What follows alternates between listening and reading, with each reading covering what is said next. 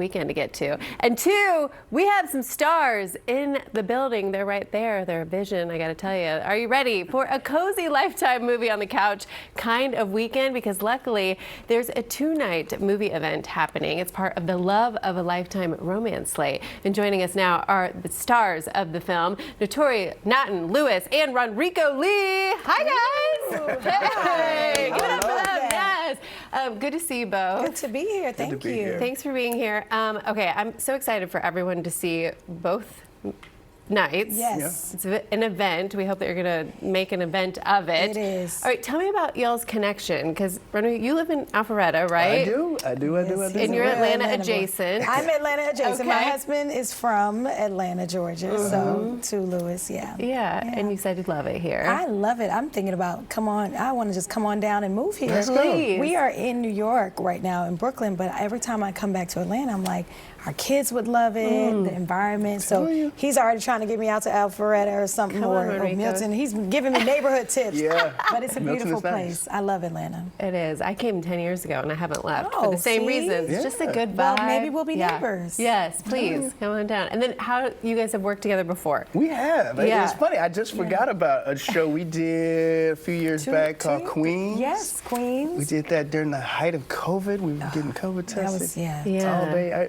And then we did, we were actually on another show together called Let's Stay Together that I shot here. Yeah, for BT. And for BT. And then, I mean, it's unbelievable because I've watched RonReaco, his career, and I'm just like, I'm honored that I get to be in these things and Friends and Lovers. I'm like, wait, so we just need to keep working together. We do. I just feel like he elevates anyone who shares the screen with him. Seriously, he's that good. I appreciate and it. I can say, I can feel like the respect between the two of you. For sure. Yeah. There's love here, and even when I heard your name, when I heard about Friends and Lovers, they were like RonReaco, I was like, yes. Yeah, your name was the only name I didn't. They just said it was your name. Really? Yeah. Oh, good. Yeah. And I hope that was it. I was in.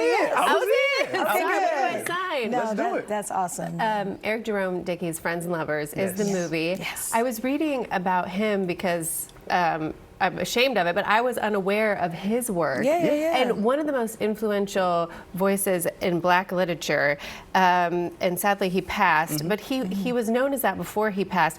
Did you read it? How did you familiarize yourself with him and the movie, or did you kind of just go in with a fresh perspective? I had read the book. I think when I moved to LA, late '90s, and I just went on a tear. And so it's interesting. I went through a Terry McMillan phase. I definitely read some Eric Jerome Dickey. So I know I read it.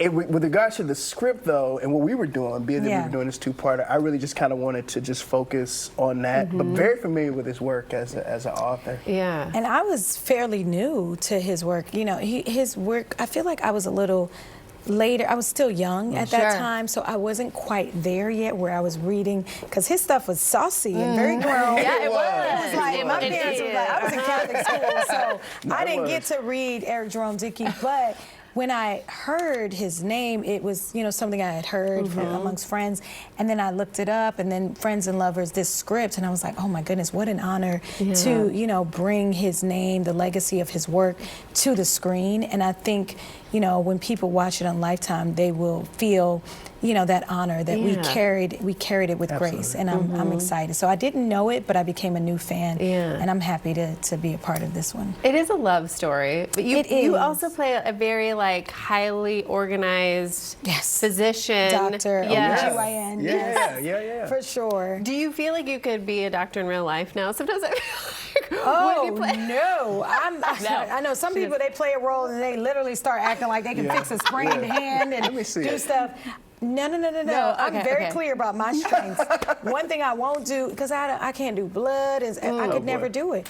So I think Deborah, my character as an OBGYN, the one thing I do connect to is just her need for perfection and how meticulous she is. That part I connected to, because I'm just like, it's gotta be right. But I think throughout the movie you'll see she has to let go of that a little bit to truly find her love. Yeah. I love that. You get to be real. You get to be funny. You get to be kind of a little always funny.